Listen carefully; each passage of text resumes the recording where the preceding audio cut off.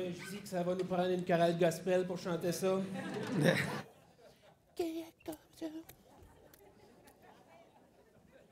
Ça mettrait de la vie un peu. L'école du dimanche, je devine, Stéphane? Ah, ben je le savais, je m'en doutais. Ce qui est le pire, ça, je me suis dit, camion en avant, un fil qui pend du poteau, probablement qu'Hydro-Québec va vouloir couper le courant. J'ai 30 minutes pour vrai, il coupe à 11 heures. Les enfants, les ados avec Étienne, les 9 à 11 ans avec Marlène, les 4 à 8 avec Elisabeth. Donc, ça commence maintenant.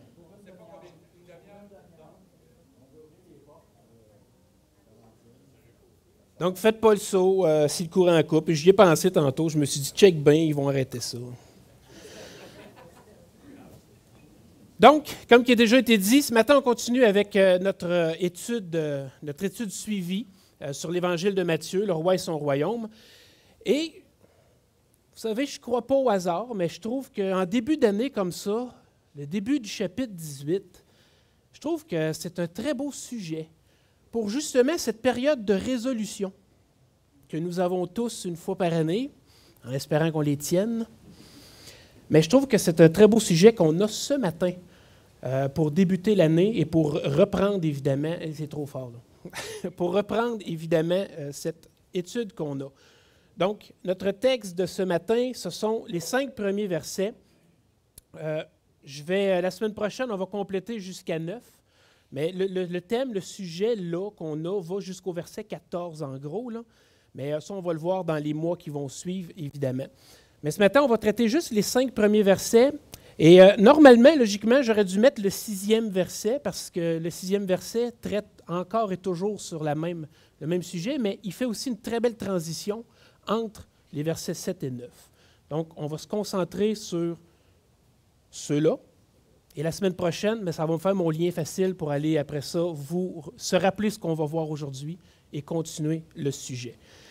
Donc, ce matin, notre texte, c'est Matthieu 18, chapitre 18, versets 1 à 5. À ce moment, les disciples s'approchèrent de Jésus et dirent, « Qui donc est le plus grand dans le royaume des cieux? » Et Jésus, ayant appelé un petit enfant, le plaça au milieu d'eux et dit, « Je vous le dis en vérité, si vous ne vous convertissez et si vous ne devenez comme les petits-enfants, vous n'entrerez pas dans le royaume des cieux.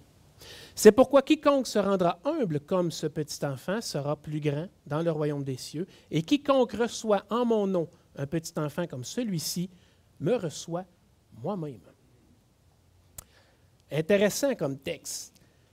Jésus puis les 12 sont à Capernaum. Si on se rappelle, chapitre 17, ils s'en allaient vers Capernaum. Ils sont là, plausiblement que la maison qui est mentionnée, c'est peut-être la maison de Pierre. Il n'y a pas de détails là-dessus, on ne le sait pas. Mais c'est fort probable que ce soit là qu'ils sont en ce moment. Et là, les disciples, ils interrogent Jésus à savoir, c'est qui est le plus grand dans le royaume des cieux? C'est sûr que poser la question, c'est évident, c'est clair. Voyons, c'est Dieu, tu sais. Pourquoi vous me posez la question? Mais ce n'est pas à ce niveau-là que les disciples interrogent. Poser la question, ça montre que les disciples ils ont eu des discussions entre eux autres. Il y a quelque chose qui s'est jasé, puis clairement, ils n'ont pas trouvé de terrain d'entente, là. Il y a quelque chose qui s'interroge. Tout comme les 12 des disciples, ou je vais dire les disciples parce que ce n'est pas nécessairement juste les 12, ils sont le produit de leur époque. Ça, il faut se rappeler de ça. C'est comme nous autres, on est le produit de notre époque en 2024, l'époque dans laquelle on vit. Puis eux autres, à leur époque, ils ont des attentes très précises sur la venue du royaume des cieux. Des attentes de grandeur, des attentes de puissance, des attentes de gloire. Ce n'est pas un petit royaume qui est à venir. Le Messie est avec eux, puis ceux qui sont avec lui depuis le début, ils ont peut-être des attentes à ce qu'il y ait quelque chose de plus pour eux autres, qu'il y ait des grandes choses qui les attendent. Vous savez, on en a parlé clairement dans les chapitres précédents. On le sait qu'Israël attend la venue d'un sauveur. Ces attentes-là sont énormes. On attend un héros, un libérateur. Dans les faits, c'est exactement ce que Jésus est, mais pas dans la forme qu'eux autres l'attendaient. Et la motivation à poser la question, on peut la deviner, la sentir à travers les chapitres précédents. Si, admettons, on recule juste rapidement comme ça, quand Pierre confesse que Jésus est le Christ, Il n'y a plus aucun doute pour tous ceux qui le suivent sur l'identité de Jésus. Déjà juste là, probablement qu'un sentiment de prestige et de fierté habite le cœur des disciples. J'ai oublié de skipper. On connaît, tu sais, les disciples peuvent dire qu'ils connaissent le Christ, ils connaissent l'envoyé de Dieu, ils connaissent le Fils de Dieu. On le connaît, on est avec à tous les jours. Imaginez, il faut se mettre à leur place. Vous le savez, Pierre l'a confessé, il l'a confirmé. C'est sûr que c'est lui, il est le Fils de Dieu. Et en plus, un peu plus tard, dans le chapitre 16, on voit que Jésus dit « Car le Fils de l'homme doit venir dans sa gloire, dans la gloire de son Père avec ses anges, et alors il rendra à chacun selon ses œuvres. » OK, le verset a deux tranchants. Le non-croyant va recevoir selon ses œuvres, mais le juste aussi va recevoir selon ses œuvres.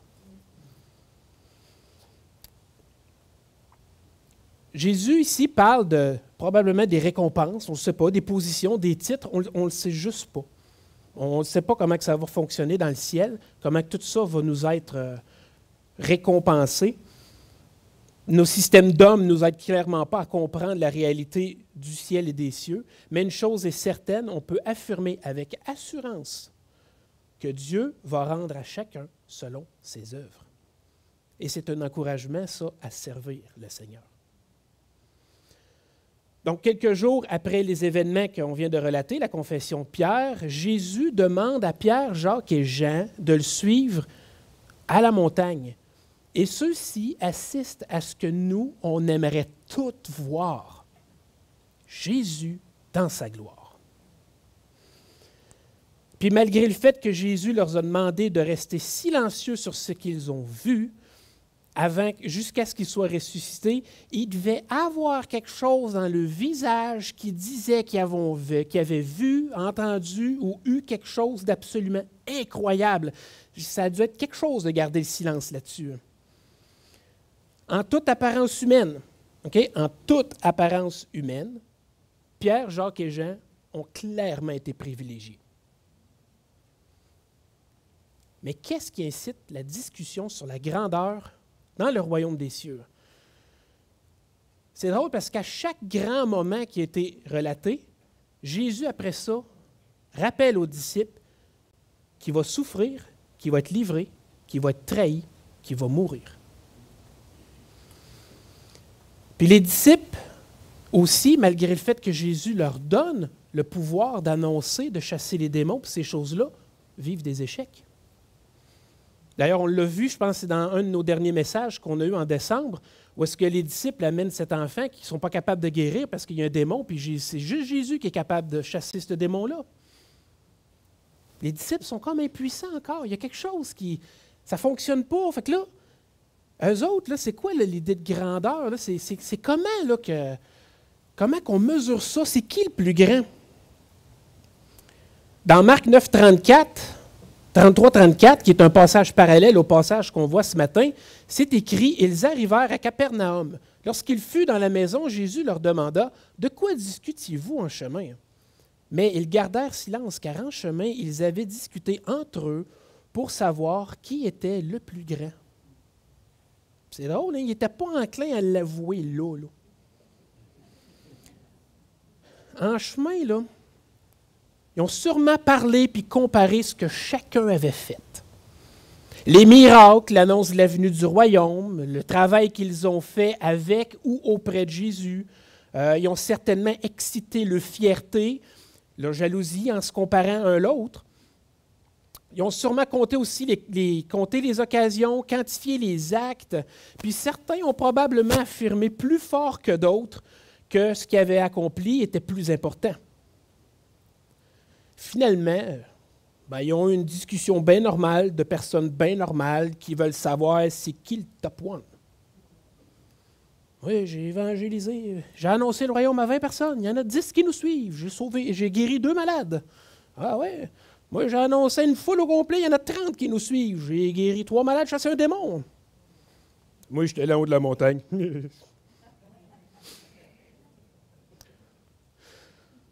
C'est drôle parce qu'on pourrait coller le verset 33 avant le début du verset 1. Ils arrivèrent à Capernaum. Puis là, Jésus qui dit, de quoi est-ce que vous avez discuté en chemin? Il garde le silence. Et là, on retourne à ce moment, les disciples s'approchèrent de Jésus et lui dirent, OK, c'est qui le plus grand dans le royaume des cieux? Si leur conception de grandeur était déjà floue, la réponse que Jésus leur donne fait juste empirer, je pense, l'idée, puis ça nous laisse, nous autres aussi, un petit peu perplexes. Jésus, ayant appelé un petit enfant, le plaça au milieu d'eux et dit, « Je vous le dis en vérité, si vous ne vous convertissez, si vous ne devenez comme les petits-enfants, vous n'entrerez pas dans le royaume des cieux. C'est pourquoi quiconque se rendra humble comme ce petit enfant sera le plus grand dans le royaume des cieux. » Donc, on est dans la maison. Puis là où est-ce que tous les disciples sont rassemblés pour discuter, pour parler, il y a un enfant pas loin qui joue. Bon, c'était-tu l'enfant de Pierre ou c'était-tu un enfant qui jouait? On ne sait pas. Mais il y avait un enfant qui jouait quelque part. Et je devine que l'enfant n'était pas cordé avec les disciples à écouter ce que Jésus est en train de dire. Lui, il était occupé probablement à faire des affaires bien plus importantes. Jouer. Donc, Jésus l'appelle puis il lui demande de les rejoindre. Là, les disciples, ils attendent une réponse. Là. Puis là, eux autres, ils doivent se demander, coudonc, il s'en va où avec ses sandales, lui? Il faut adapter l'adage. Hein? Donc, et là, Jésus leur répond par une leçon d'objet. Jésus est littéralement en train de leur dire que la grandeur dans le royaume des cieux, c'est ça, un enfant. Fait que là, j'imagine la confusion. Les autres, ils ont discuté en chemin de tous leurs accomplissements, tout ce qu'ils avaient fait. Et puis lui, l'enfant, il ne sait même pas de ce qu'eux autres ont fait. Il ne sait pas ce qu'eux autres ont vécu. Puis il n'a probablement rien fait, lui non plus, encore jusqu'à date. Puis c'est lui le plus grand dans le royaume des cieux. Bon, c'est le même genre de situation confuse que quand Nicodème voit Jésus, puis que là, Jésus dit à Nicodème, ça prend quoi pour être sauvé, puis qu'il lui dit qu'il faut naître de nouveau. Puis là, Nicodème répond, mais comment est-ce qu'un homme peut naître de nouveau quand il est vieux?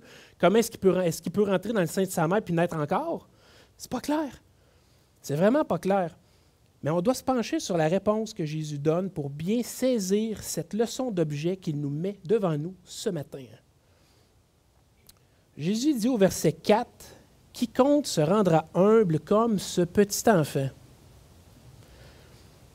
Je ne sais pas si vous êtes d'accord avec moi, là, mais je ne sais pas si les enfants de l'an 30 étaient différents des enfants de 2024. Là. Mais il me semble qu'un enfant, ça n'a rien de l'humilité.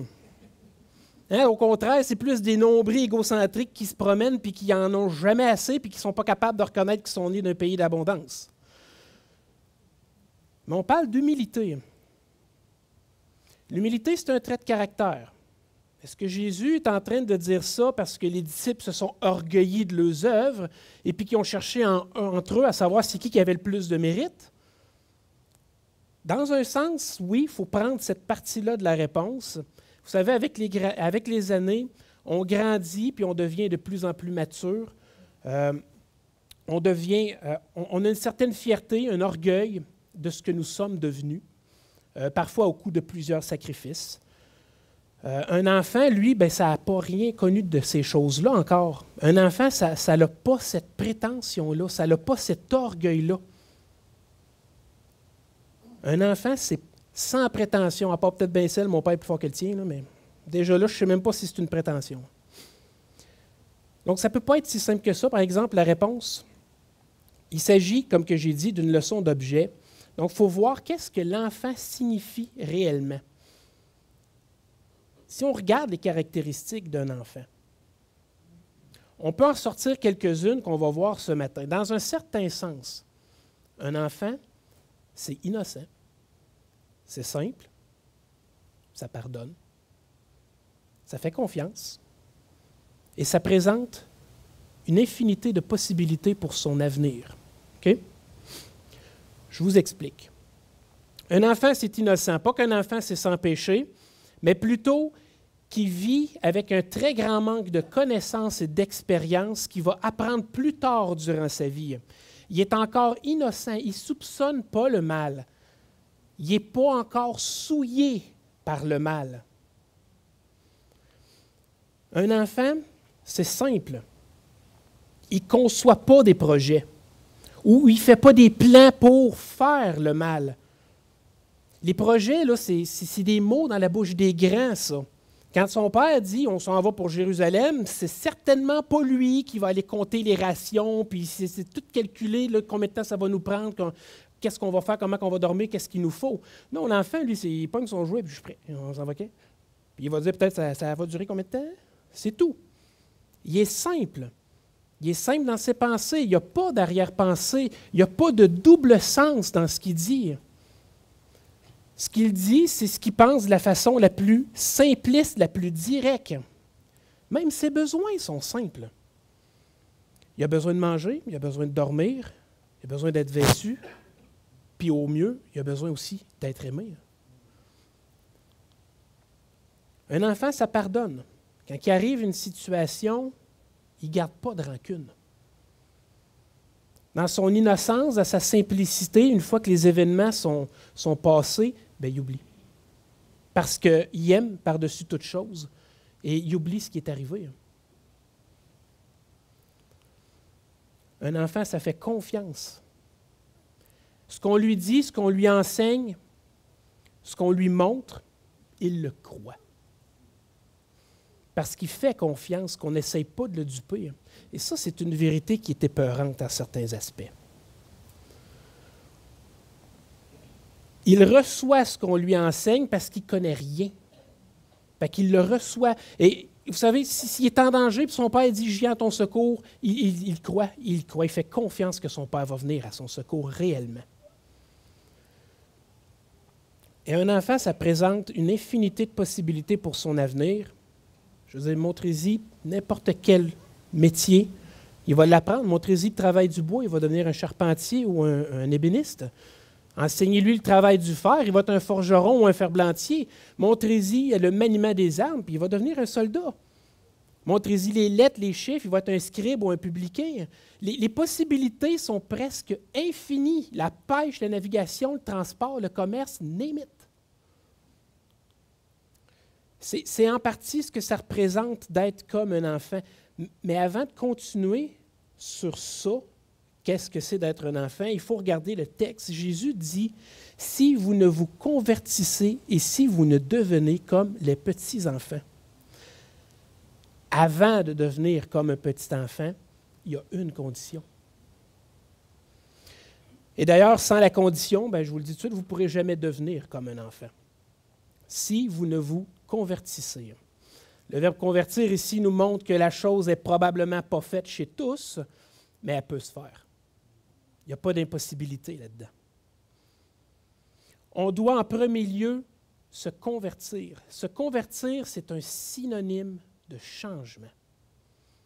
On doit en premier lieu croire en Dieu, croire en Jésus, croire qu'il est venu donner sa vie pour prendre la colère de Dieu pour nos péchés. La foi va nous amener après ça ensuite à changer. Nos manières de faire ne seront plus les mêmes, nos discours ne seront plus les mêmes, nos projets, nos considérations, nos attentes, il n'y a plus rien de ça qui va être les mêmes à la lumière de notre foi. Notre perspective va vraiment changer. Se convertir, c'est avoir foi en Dieu, parce que maintenant que Christ a payé le prix pour nos vies, il est désormais notre Père céleste et il pourvoira pour nous. Donc, si Dieu est notre Père, nous sommes ses enfants. On doit agir comme tel et devenir comme des enfants. Et c'est ce que Jésus est en train de dire aux disciples, mais aussi à tous nous autres ce matin. On doit rechercher l'innocence, c'est-à-dire rechercher à ne plus être souillé par le mal. Bon, c'est un peu flou le mal, là. C'est quoi le mal? Le mal, c'est tout ce qui nous amène et où est le péché. Bon, qu'est-ce que le péché? Le péché, c'est manquer la cible, c'est de ne pas faire ce pourquoi on a été créé. Bon, pourquoi on a été créé? Ça amène plein de questions quand on y pense. L'homme, l'humain, l'homme, la femme, a été créé pour rendre gloire à Dieu à travers tout ce qu'il fait. L'humain existe pour glorifier l'Éternel dans sa grandeur. Vous savez, Satan aussi a été créé pour la même raison. Il a été créé pour glorifier Dieu, mais il a fini par se regarder à lui-même pour recevoir la gloire, puis il a été chassé du ciel. Ensuite, il a mis ça dans la tête de l'homme, de faire comme lui, de regarder à lui-même, à ses propres intérêts, pas à ceux de Dieu, à se faire plaisir, donc certainement pas le servir. Et puis c'est ce qu'on fait constamment. Nous servons nos intérêts. J'ai été crucifié avec Christ, et si je vis, ce n'est plus moi qui vis, c'est Christ qui vit en moi. Si je vis maintenant dans la chair, je vis dans la foi au Fils de Dieu qui m'a aimé, qui s'est livré lui-même pour moi. Galates 2:20. Jésus sur la croix nous a libérés du péché. Okay? Nous, on est libres. On a la victoire sur le péché en Jésus-Christ. Il suffit juste de lui avouer notre incapacité à lutter et mettre notre confiance, notre foi, qu'il va faire les choses à notre place. Et on peut ainsi marcher dans les sentiers que Dieu a préparés pour nous. On doit chercher à plus être souillé par le mal. On doit rechercher à retourner à l'innocence. Il faut chercher à être simple. Non pas nos grands projets, mais plutôt ceux de notre Père.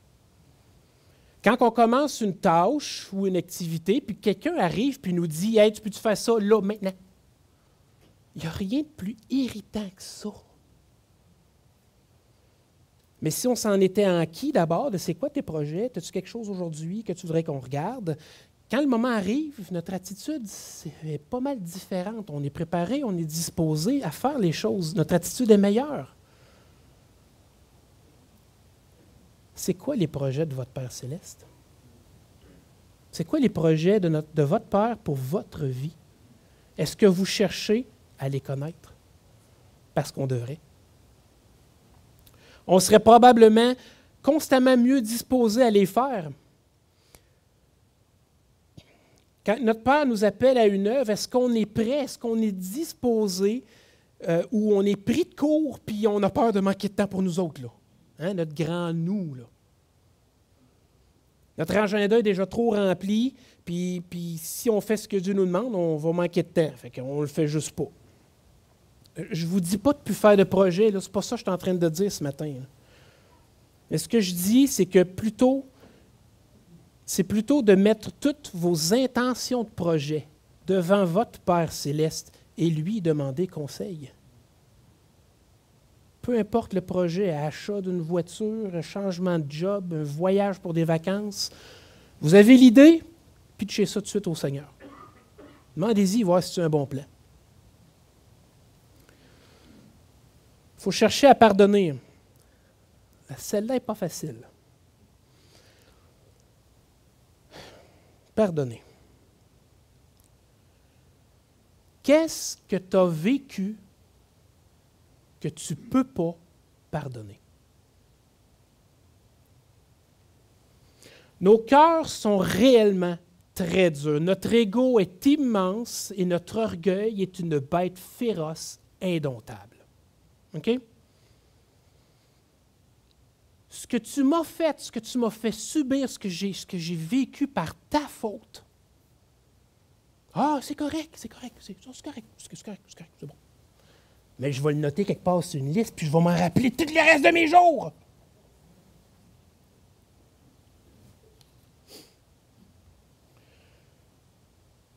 Je le sais, je ne veux pas en entendre un me le dire un matin. Vous n'êtes pas Dieu, vous n'êtes pas Jésus.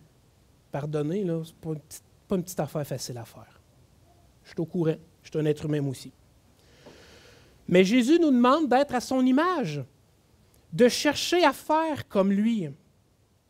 Avez-vous juste essayé de pardonner? Oui, mais ça ne marche pas. Mais vous n'avez pas essayé. Clairement, vous n'avez pas essayé. Pardonner, c'est d'accepter que la personne ne connaîtra jamais l'ampleur du mal qu'elle vous a fait. Vous acceptez de laisser devant la croix toute colère, toute amertume, tout projet de vengeance pour vous faire droit et justice. Pardonner, c'est crier au secours à votre Sauveur afin de pouvoir vivre sans tous ces sentiments de haine à l'intérieur de vous. De prendre votre belle liste, là, puis de la rayer, puis de la jeter.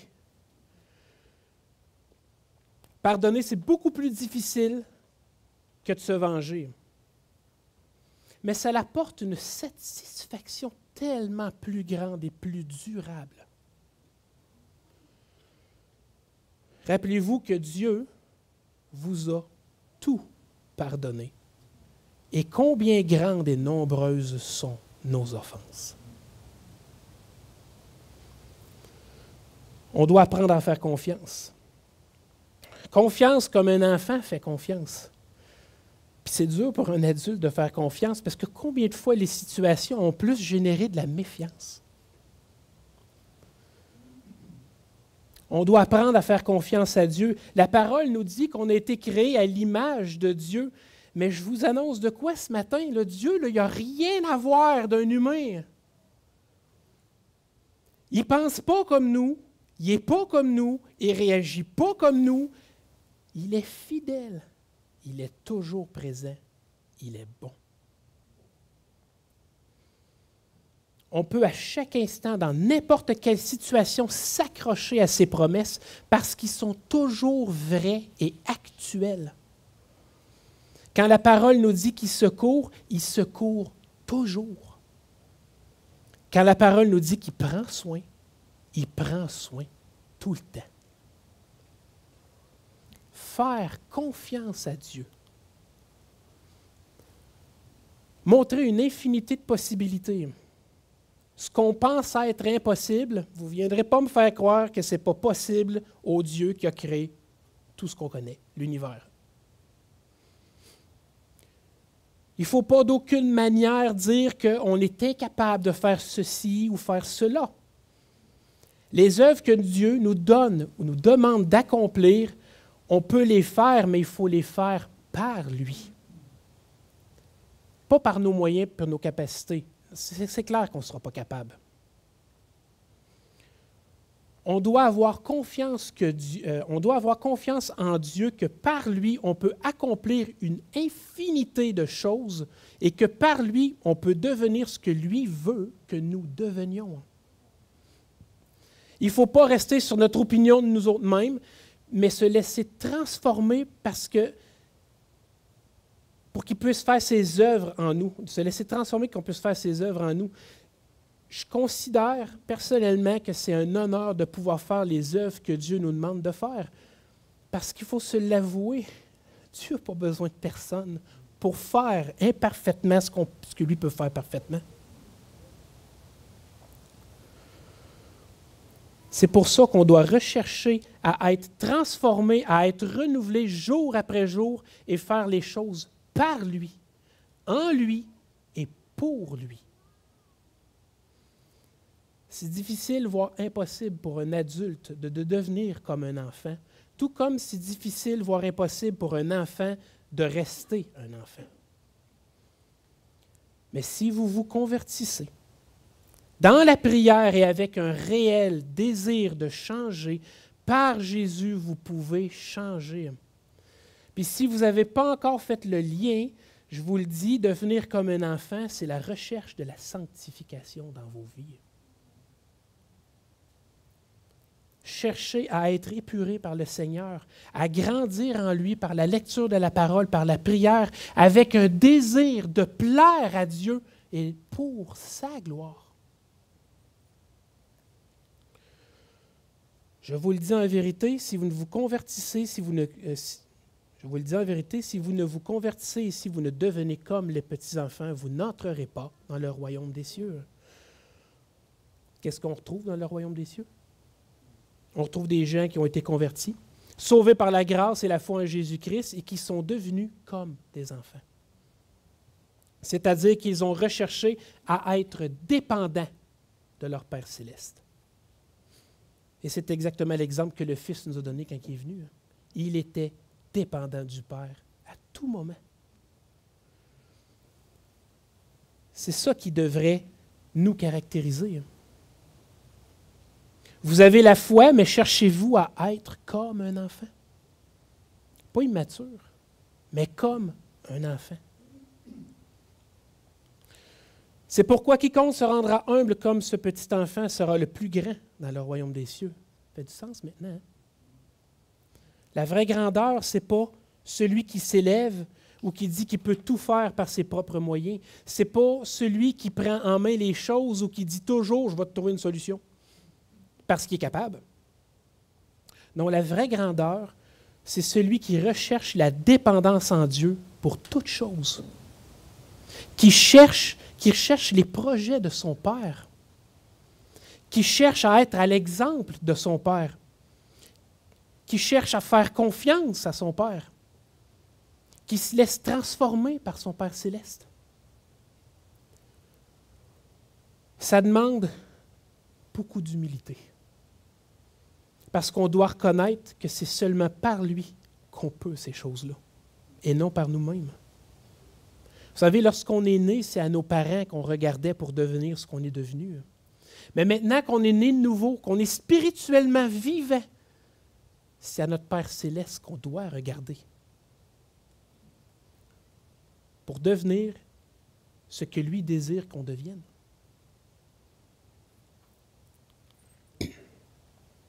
Après avoir tout défini ces choses-là, le verset 5, ça fait beaucoup de sens aussi.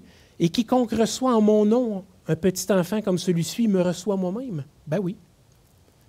C'est clair, c'est évident que si on reçoit quelqu'un qui recherche à être ou qui agit comme un petit enfant, au sens qu'on a vu dans le texte, s'il vous plaît, on reçoit d'une certaine manière, on reçoit Jésus. Parce que cette personne-là travaille à être comme son sauveur. Elle recherche ce que Dieu demande et est transformée de gloire en gloire par l'Esprit qui habite en nous. Lorsqu'on se voit, lorsqu'on se rend visite, on reçoit une personne qui a le même esprit qui nous habite. On reçoit quelqu'un qui a le même Père céleste que nous. On reçoit quelqu'un qui aime Jésus comme nous aimons aussi notre Seigneur et Sauveur.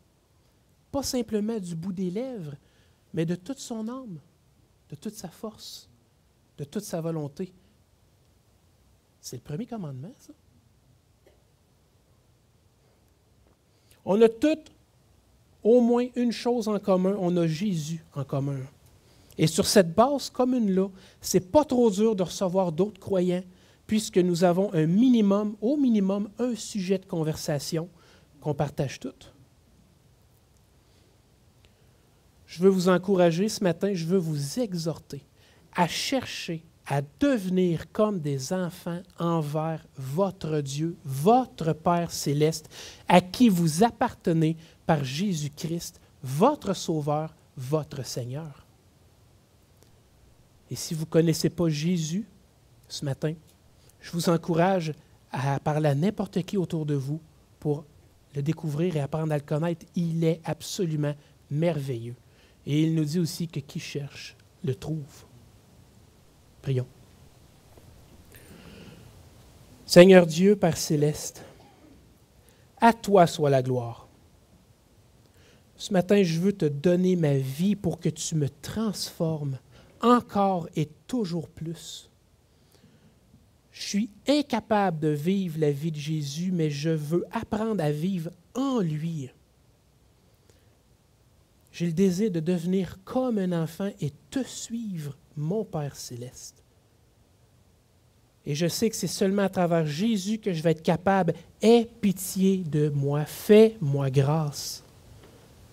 Je désire te plaire, je désire te rendre gloire par Jésus-Christ, ton Fils, mon Sauveur. Amen. Amen. Amen.